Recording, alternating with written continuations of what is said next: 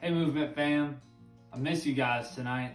I hate that we're not able to get together and study the word of the Lord together, but ultimately, we're just going to abide by our government officials. We're going to abide by the leadership of our church, and we're going to honor them in this time, in this season. And look, whether, you spent the day binge watching Netflix or you spent the day playing video games, I want to take some time right now and dive into the word. If you have your Bible, go ahead and turn to Mark chapter 4. We're going to go to verse 35. And it says, "On that day, when evening had come, Jesus told them, 'Let's cross over to the other side of the sea.' So they, the disciples, left the crowd and took him, Jesus, along since he was already in the boat, and other boats were with him. A fierce windstorm arose, and the waves were breaking over the boat, so that the boat was already being swamped. But he was in the stern, sleeping on the cushion. So they woke him up and said to him, 'Teacher, don't you care that we're going to die?' He got up, rebuked the wind, and said to the sea, 'Silence, be still.' The wind ceased, and there was a great calm.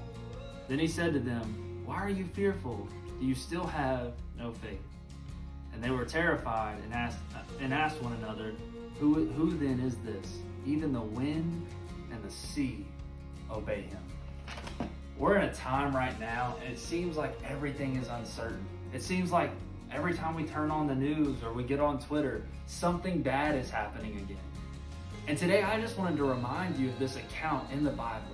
You know, the disciples, they're in this boat, and Jesus is just sleeping while this storm happens. And ultimately, in the middle of the storm, Jesus gets up. He tells the wind, the waves, the sea, to silence, because he's in control of it all. And ultimately, that's what we need to remember in this season, is that God is still in control of it all. When we're fearful, when we're scared, when we don't know what tomorrow holds, we still know as believers that God is in control. And that's what I wanted to share with you today. And that's what I wanted to, just pray over you guys right now. So Lord, I just thank you so much for Movement Youth. I thank you ultimately that we can still gather, even if it's through the internet, even if it's through Instagram or Facebook, that we can still gather, we can still be together, and we can still be a unified group chasing after the things of you. God, I pray right now that fear, it has no hold on any student. God, it has no hold on any person. That you are in the middle of this storm, and you're commanding the winds, the waves, the sea, and every bit of disruption. So God, we give it all to you, and we say, have your way. It's in your name we pray. Amen. Now look, Movement Youth, I just wanted to let you know a few things that are going to be going on. I have them written down here on my laptop so I didn't forget.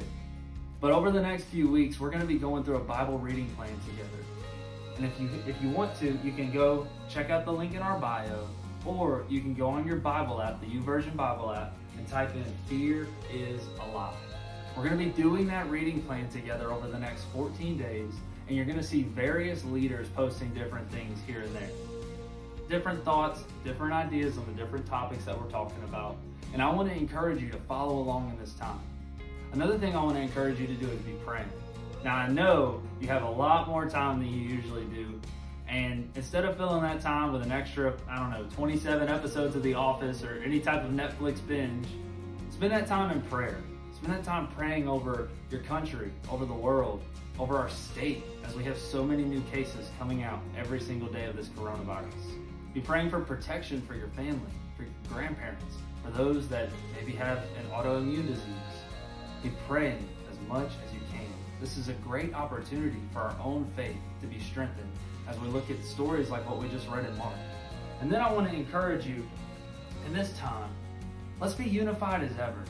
Keep talking to one another. Stay in touch with each other on Facebook, Instagram, whatever you got to do. And I want you to know that Brittany and I, we love you. And we're ready to get back together already. And it's only been week 1. But we will be back soon, stronger than ever, and ready to go, and ready to be the movement. Love you guys.